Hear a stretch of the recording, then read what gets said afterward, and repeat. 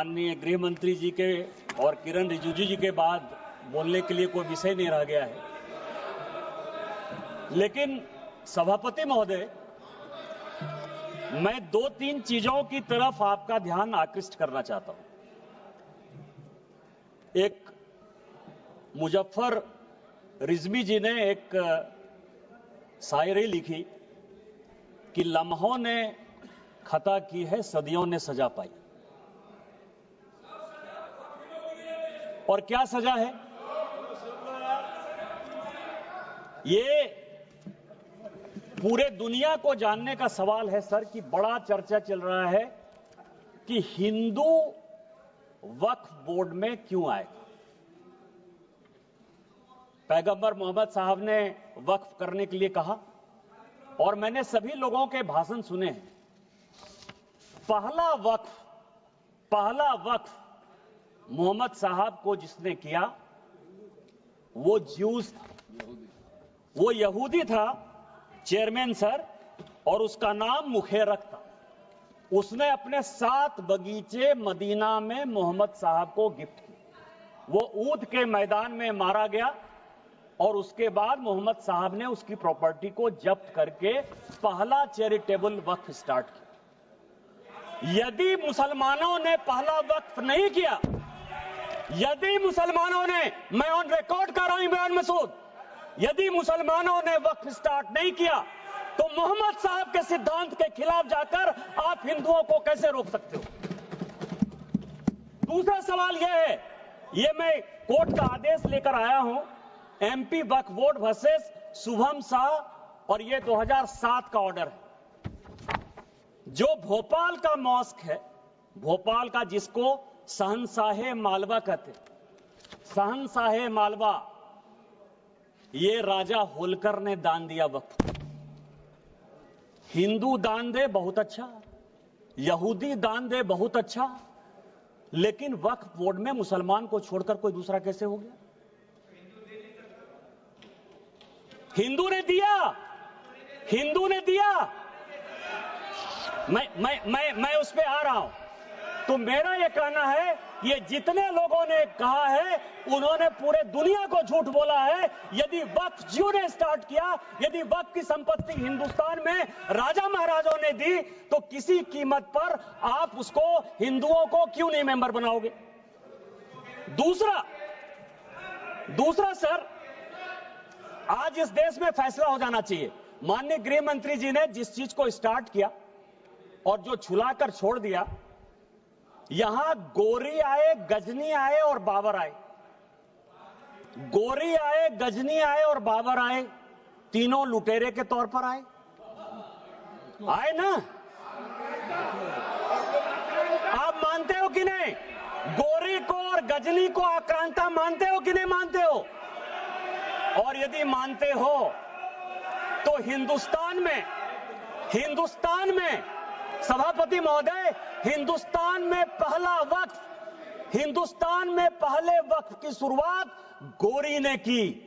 यदि गोरी ने हिंदुओं के संपत्ति को लूटा और उसी में से 2 विलेज, कहां लिखा है? इतिहास है, इतिहास के पन्ने से आप नहीं लड़ सकते हो। यहां हिंदुस्तान में गोरी ने वक्फ की स्टार्ट की, और आज जो है,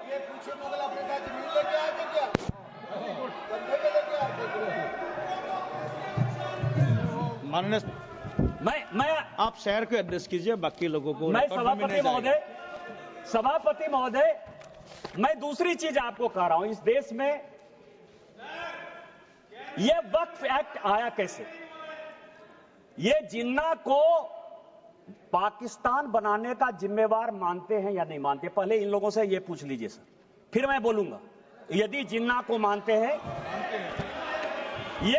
ये मैं पेपर लेकर आया हूं सर।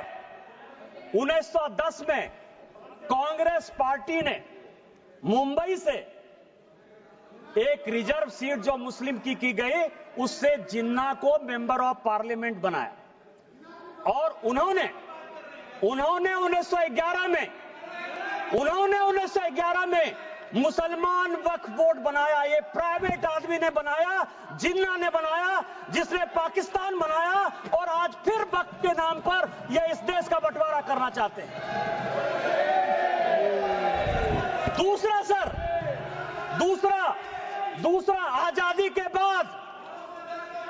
बाद यहां सभी मेंबर ऑफ पार्लियामेंट बैठे हुए हैं, सभापति महोदय, यहां सभी मेंबर ऑफ पार्लियामेंट बैठे हुए हैं। एक मेंबर ऑफ पार्लियामेंट बताए कि किसी का प्राइवेट मेंबर बिल पास हुआ है? एक मेंबर ऑफ पार्लियामेंट, यहां पार्लियामेंट में 77 से स्वागत बाबू बैठे हुए, एक मेंबर ऑफ पार्लियामेंट बताए कि 77 के बाद से एक भी प्राइवेट मेंबर बिल पास हुआ है? मेरा पास हुआ है, इसलिए मुझे पता है कि मेरा रिजोल्यूशन पास हुआ है। क्या रिजोल्यूशन पास हुआ है? धारा 370 खत्म होना चाहिए, 35 से खत्म होना चाहिए, कश्मीरी पंडितों को अधिकार होना चाहिए। वो इसलिए पास हुआ कि भारतीय जनता पार्टी की आइडियोलॉजी थी, मैं भारतीय जनता पार्टी का सांसद था, सरकार उसको पास कराना चाहती थी, इसलिए पास हो गया। ये जो 1954 का वक्फ एक्ट है, 1952 में सभापति महोदय काजमी साहब लेकर आए, एक प्राइवेट आदमी प्राइवेट बिल लेकर आया, और उसके लिए जब ये बिल पास हो गया तो सेलेक्ट कमेटी बनी, और उस सेलेक्ट कमेटी के जो मेंबर थे, अमजद अली, आप मुसलमानों की बात करते हो, दो लोगों ने डिसेंट नोट दिया, एक का नाम था मोहनलाल सक्सेना और दूसरे का नाम था अमजद अली। उन दोनों ने कहा, सब कागज लेकर आया हूं, कि अगेंस्ट द कॉन्स्टिट्यूशन है, अगेंस्ट द आर्टिकल 14-15 है, अगेंस्ट द कॉन्स्टिट्यूशन का जो आर्टिकल 25 है उसका वायलेशन है। लेकिन कांग्रेस मुसलमानों के एपीजमेंट की पॉलिटिक्स के कारण इस बिल को पास कराना चाहती थी, और ये प्राइवेट मेंबर बिल के तौर पर एक वक्त बिल आया। क्या आप गैर सरकारी बिल को जो है सरकारी बिल बनाकर इतने दिनों तक मुसलमानों के लिए एक अधिकार की बात करोगे? किस तरह की राजनीति कर रहे हो आप?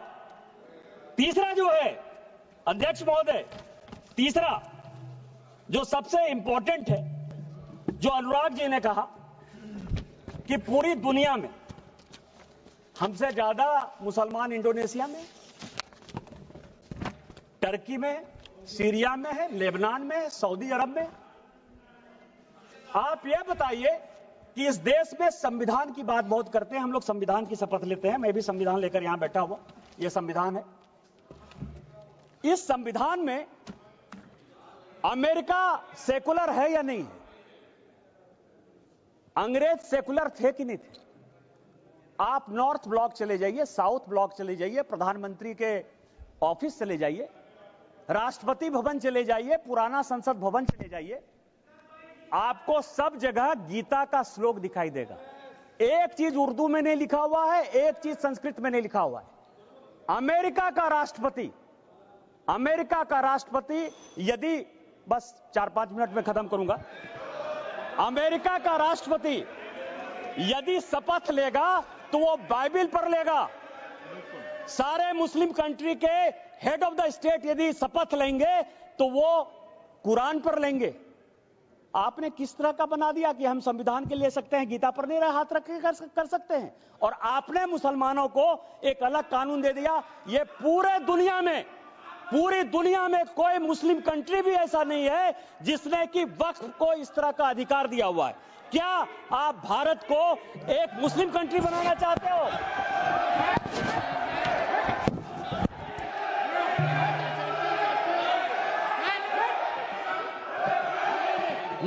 मैं सभापति महोदय इस सदन की जानकारी के लिए 1947 में जब जवाहरलाल नेहरू ने शपथ लिया ना प्रधानमंत्री पद का, तो यह संविधान नहीं था।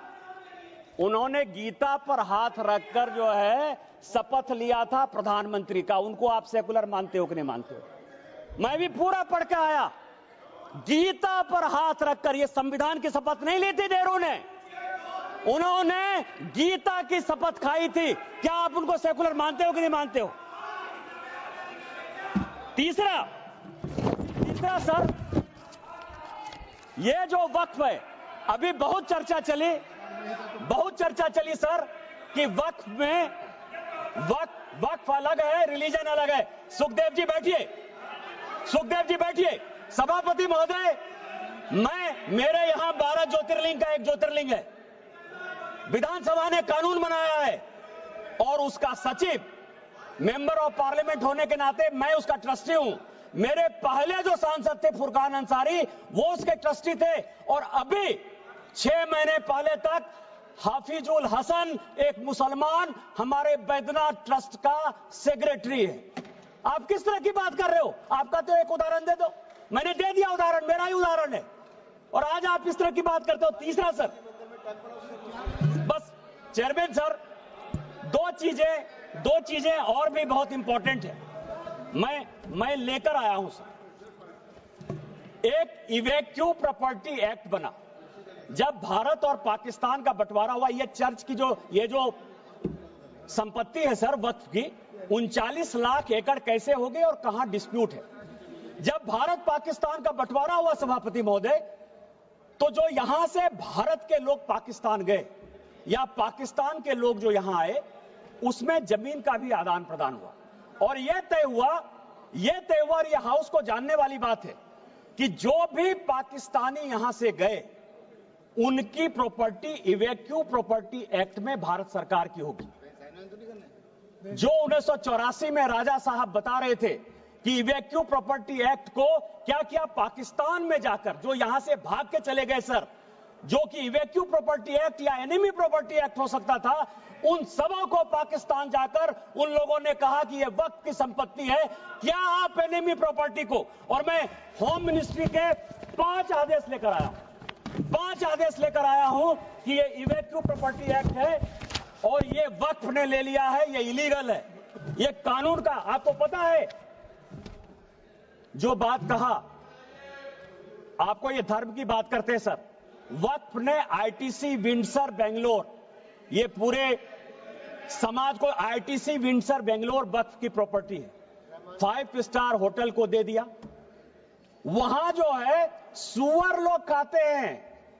किस वक्त की बात करते हो? किस वक्त की बात करते हो? 12,000 किराया देता है, 50,000 किराया देता है। यहां ताज मानसिंह है सर, एनडीएमसी की प्रॉपर्टी है, 150 करोड़ रुपया साल में ताज भारत सरकार को देती है। और बेंगलोर में वक्त की प्रॉपर्टी आईटीसी विंडसर केवल 50,000 रुपया महीना में जो है अपना व्यापार चलाती है और सुअर खिलाती है लोगों को। किस तरह की बात करते हो? यही बात पर कानून तुम लागू करना चाहते हो, इसी तरह की बात करना चाहते हो। बस 2 मिनट में मैं खत्म करूंगा। मैं केवल ये करूंगा कि यहां तेलंगाना गवर्नमेंट है सर, तेलंगाना में ये और भी जानने की बात है, हैदराबाद में, यहां बहुत आंध्र प्रदेश आंध्रा के हैं, म्युनिसिपल कॉर्पोरेशन आंध्रा ने 20 साल तक टेंडर फाइनल नहीं हुआ, क्योंकि जो राजा की संपत्ति थी, जो कि भारत सरकार या तेलंगाना सरकार की संपत्ति होती, उसको वक्फ ने ले लिया। यह सुप्रीम कोर्ट का आदेश है। सुप्रीम कोर्ट ने यह कहा कि 50,000 की प्रॉपर्टी, कम से कम 1500 एकड़ जमीन हैदराबाद शहर में जबरदस्ती वक्फ ने ले ली है। क्या इसी तरह का कानून आप लागू करना चाहते हो? मैं अंत में यही कहूंगा कि चाहे एनिमी प्रॉपर्टी हो, चाहे इवैक्यू प्रॉपर्टी हो, वो भारत सरकार की प्रॉपर्टी है, और आप ये वक्फ के नाम पर नफरत फैलाने की कोशिश करते हो। आपने जो है इस देश को वोट बैंक की पॉलिटिक्स में मुसलमान की पॉलिटिक्स बना दिया है। हिंदुओं से आपका कोई लेना देना नहीं है। मैं अंत में केवल यही कहूंगा कि मैंने समंदर से सीखा है जीने का तरीका, चुपचाप से कहना, बहना और अपनी मौज में रहना, और अपनी मौज में भारतीय जनता पार्टी आगे बढ़ेगी, वक्त को पास करेगी, और हम जो है हिंदू मुस्लिम के बंटवारा को नहीं होने देंगे, एक अलग देश नहीं बनने देंगे, और इस कानून को पास कराएंगे। और संविधान का जो आर्टिकल 49 है, जो ये कहता है कि कोई भी प्रॉपर्टी जो भारत सरकार की है, एएसआई की है, उसका रखरखाव भारत सरकार करेगी। हम एएसआई की संपत्ति आपको नहीं लेने देंगे। इस संविधान की रक्षा करेंगे, भारत की रक्षा करेंगे, और माननीय प्रधानमंत्री जी के रहते सबका साथ सबका विकास के मापदंडों पर खरा उतरेंगे। इन्हीं शब्दों के साथ जय हिंद, जय भारत। धन्यवाद माननीय